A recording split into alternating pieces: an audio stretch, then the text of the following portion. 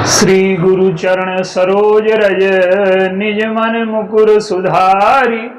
वर्णहु रघुबर विमल जस जो दायक फल चारि। बोलिए सियावर रामचंद्र की जय। आइए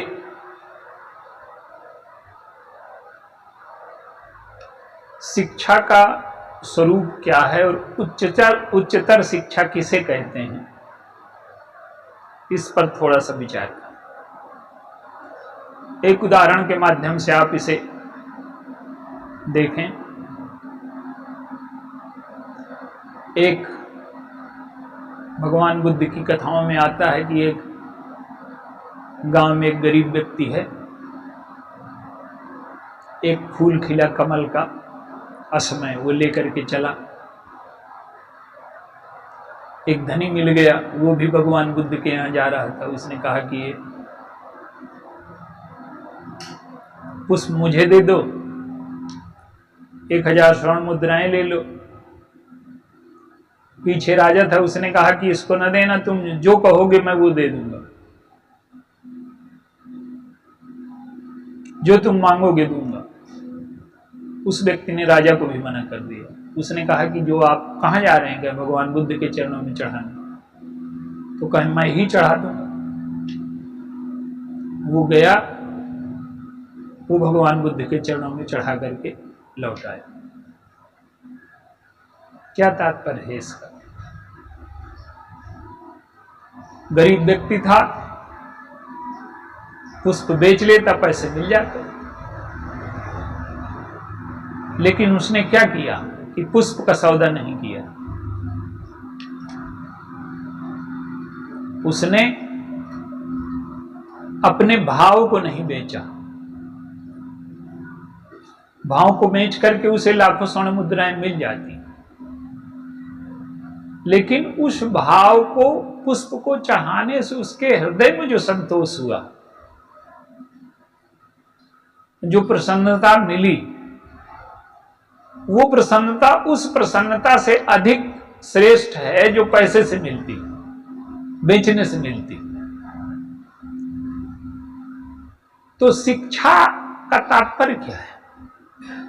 एक तो शिक्षा ये है कि वो सिखा देती है, अक्षर ज्ञान करा देती है, और आगे बढ़े तो कोई तकनीकी योग्यता दे देती है, वैज्ञानिक बना देती है, डॉक्टर बना देती है, इंजीनियर बना देती है।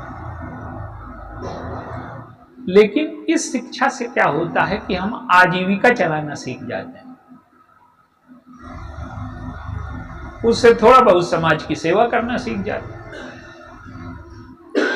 लेकिन ये शिक्षा हमारे व्यक्तित्व को नहीं बदलती, और हमारा व्यक्तित्व अपने लिए,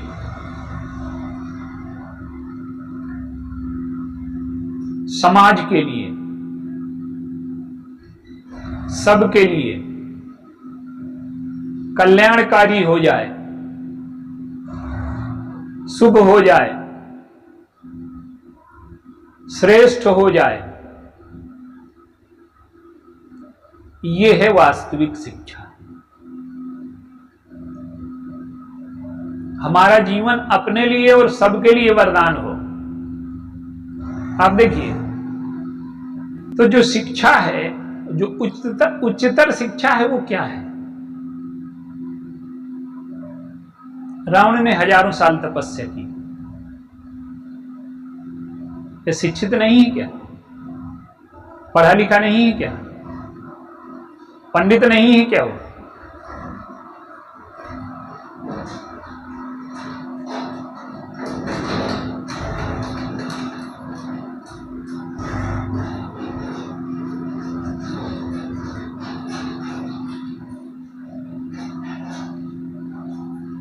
लेकिन क्या है,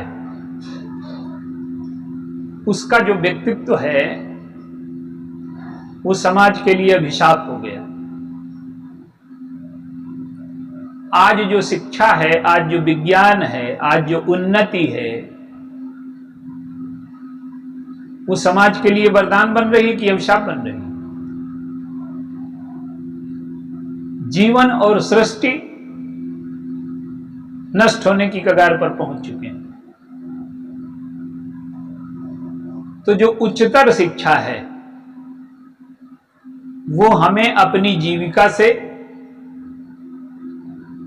अपने अहंकार से,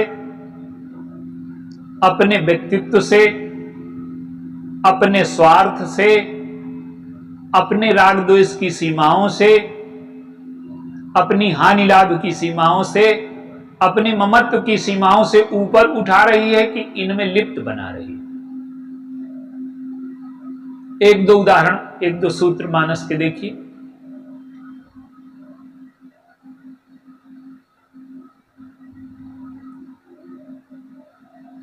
कोल किरात हैं, वनवासी हैं, इनको अक्षर ज्ञान नहीं है, पढ़े लिखे नहीं है। ये अयोध्या के नागरिक पढ़े लिखे हैं, योग्य हैं, शिक्षित हैं,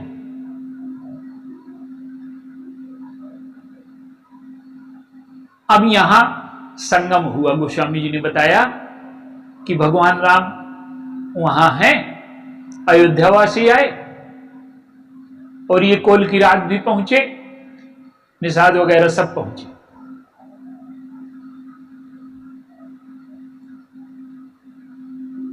कंद मूल फल भर भर दोना और चले रंक जनु लूटन सोना। पहले भगवान राम जब आए हैं तो ये सारे कोल किरात आए और गोस्वामी ने कहा कि ये लूटने आए हैं। क्यों? अभी देवता आए थे, इसके पहले मुनि आए थे। सबसे पहले देवता आए थे, फिर मुनि आए और फिर ये कोल किरात वनवासी आए। तो देवता कहते हैं कि देवता सोचते हैं कि हमारी योजना से सरस्वती को हमने अयोध्या भेजा, इसलिए इनका वनवास हुआ, तो हमारी योजना से आए हैं। और मुनि लोग आए तो वो कहते हैं कि हमारी साधना का परिणाम है, साधन सकल सुफल कर लेखहि। लेकिन इनकी ना साधना है ना इनकी कोई योजना है, ये तो लूट करके पा सकते हैं। और जब गए तो देखने लगे भगवान की ओर। तो गोस्वामी जी ने कहा कि इन्होंने ऐसा पाया कि लूटने का काम ही खत्म हो गया। गोस्वामी जी कहते हैं कि वेद वचन मुनि मन अगम ते प्रभु करुणा अहन। कहते हैं कि हम आपको शिकार खिलाना सिखाएंगे, शिकार कैसे खेला जाता है। बन बंदर गिर को खोहा, बन बंदर गिर को बंदर, ये जो वन है, पहाड़ हैं, कंदराएं हैं, खो हैं, नदियां हैं, ये सब हमारी देखी हुई, हम आपको दिखाएंगे। भगवान राम प्रसन्न है। वेद वचन मुनि मन अगम ते प्रभु करुणा अहन, और वचन किरातन के सुनत जिम पितु बालक। अब लूटने की आवश्यकता नहीं है, ये उत्तराधिकारी हो गए, पुत्र हो गए। इन्होंने इतना पाया कि कोई नहीं पा सकता, ये अशिक्षित हैं। अब इनकी शिक्षा देखिए। अयोध्यावासी आए, ये फिर ले आए कंदमूल फल। अयोध्यावासी सोचते हैं कि ये फटे पुराने कपड़े पहने हैं, गरीब हैं, कोल किरात हैं, रहने को घर नहीं है, तो ये लालच से लाए होंगे, लोभ से लाए होंगे।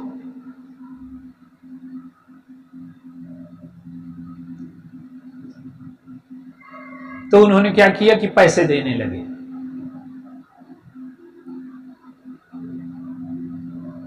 तो उन्होंने पैसे लेने से मना कर दिया। क्यों? कि जब हम कंदमूल फल लाए तो भगवान राम ने हमें अपना माना और कंदमूल फल स्वीकार कर लिए,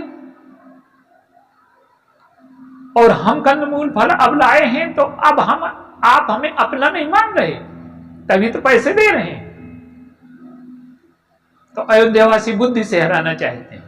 दे ही लोग बहुमोल न ले ही, बहुत मोल दे रहे हैं पर वो न ले रहे हैं। फेरत राम दुहाई दे ही, ये तो राम की मर्यादा का आप अनादर कर रहे हैं। क्या कि राम ने हमें अपना समझा इसलिए ले लिया और आप अपना नहीं समझ रहे इसलिए पैसा दे रहे हैं, तो ये भगवान की, राम की मर्यादा का अनादर है। लेकिन आंतरिक बात क्या है कि वो भगवान को लूट करके, उनका प्रेम पा करके इतने धनी हो गए हैं कि अयोध्यावासी उनके सामने अब कुछ नहीं है। क्यों? वो कहते हैं कि कभी धन तुम्हारे पास था लेकिन आज वो धन हमारे पास है। हम समझते हैं कि धनी हो जाएं, शिक्षित हो जाएं, संसार की सबसे बड़ी उपलब्धि हो गई, पद मिल जाए, योग्यता मिल जाए, धन मिल जाए, दूसरों से हम बड़े दिखने लगे, दूसरों का शोषण करने लगे। ये है क्या उच्च शिक्षा? उच्च शिक्षा ये है कि हमारे मन में इतना प्रेम आ जाए, भगवान की भक्ति से, प्रेम से हमारा हृदय और अंतःकरण इतना भर जाए कि ये जो विषमता है, ये जो अपने बड़प्पन का भाव है, दूसरों को छोटा समझने का भाव है, अपने दूसरों के दुख सुख में हम सन्यासी हैं और अपने दुख सुख में सन्यासी नहीं हैं। दूसरों के दुख सुख में संवेदनशील हो जाए। तो ये जो अशिक्षित दिखाई दे रहे हैं ना कोलभिल, ये सब उच्चतर शिक्षा के प्राप्त लोग हैं। और ये जो बड़े शिक्षित दिखाई दे रहे हैं, ये सब शिक्षित तो हैं, भगवान के भक्त हैं, सब कुछ ठीक है, लेकिन जो शिक्षा का स्तर है वो उनका नहीं है जो कोलभिलों का है। आप एक शिक्षा और देखिए, ये तो कोलभिल है, मनुष्य हैं, बंदर कौन है? उनमें कोई शिक्षा की कल्पना कर सकता है? लेकिन आप देखिए, सीता जी की खोज में लगे, राम काज लैलीन मन बिसरा तन कर छोर। राम के काज में इतना लयलीन हो गए कि तन का छोर बिसर गया, जीवन समर्पित कर दिया, जीवन लगा दिया उन्होंने। किस लिए? कि भक्ति की खोज हो जाए, सीता जी मिल जाएं। रावण के यहां मिली, अन्याय के विरोध के लिए अपना जीवन लगा दिया, बिना किसी शुल्क के, बिना किसी पैसे के, बिना किसी सुविधा के, बिना किसी प्रलोभन के। और ये कितने शिक्षित हैं! बाहर से तो लगता है कुछ नहीं जानते, ये तो प्रणाम करना तक नहीं जानते। भगवान राम ने क्या किया? मुनि पद लागहु शकल सिखाए। हमारे गुरु जी के चरण ऐसे स्पर्श किया जाता है, ये बताया भगवान राम ने। लेकिन आप देखिए, वही जो भालू बंदर हैं, अशिक्षित लोग हैं, हनुमान जी को आप देखिए, ज्ञानी नाम अग्रगण्यम है, तो शिक्षा क्या है? हनुमदादि सब बानर वीरा धरे मनोहर मनुज शरीरा। हम उच्च शिक्षा प्राप्त करके संवेदनहीन होकर के, मनुष्यता से गिर करके राक्षस हो जाएं, ये है क्या उच्च शिक्षा? उच्च शिक्षा ये है कि हम में अगर राक्षसत्व के संस्कार भी रहे हों, पशुता के संस्कार भी रहे हों, तो हम भगवान के प्रेम की शिक्षा पा लें, जीवन को मीठा बना लें, जीवन से राग द्वेष को मिटा दें और अपने जीवन को धन्य बनाएं और अपने जीवन को समाज की सेवा में लगा दें, समाज की पीड़ा का हरण करने में लगा दें, समाज को प्रसन्न करने में लगा दें। और जब हमारा जीवन समाज की प्रसन्नता के लिए, समाज के सुख के लिए समर्पित हो जाता है, तब हम कहीं उच्च शिक्षित कहलाने के योग्य होते हैं। कागज पढ़ लेना, बहुत योग्यता प्राप्त कर लेना, बहुत वैज्ञानिक हो जाना, यह भी शिक्षा का एक भाग है, ये भी उपयोगी है। ये मानवता की सेवा के लिए, स्वयं के संतोष के लिए, व्यक्तित्व के विकास के लिए ये बहुत उपयोगी है। ये एक पक्ष है इसका। लेकिन व्यक्तित्व का विकास एक पक्ष है, व्यक्तित्व को समाज के लिए समर्पित कर देना, समाज की पीड़ा को मिटाने के लिए लगा देना, ये उससे भी बढ़कर के शिक्षा है। और जो व्यक्ति इस स्थिति को प्राप्त कर लेता है, वो चाहे बंदर हो, चाहे भालू हो, चाहे कोल किरात हो, चाहे वनवासी हो, ये बाहर से अशिक्षित दिखाई देते हैं, लेकिन ये सारे शिक्षा के उच्चतर और उच्चतम आयामों तक पहुंचे हुए ये लोग हैं। और यही शिक्षा अगर हमारे जीवन में आ जाए तो हमारा जीवन धन्य हो सकता है। बोलिए सियावर रामचंद्र।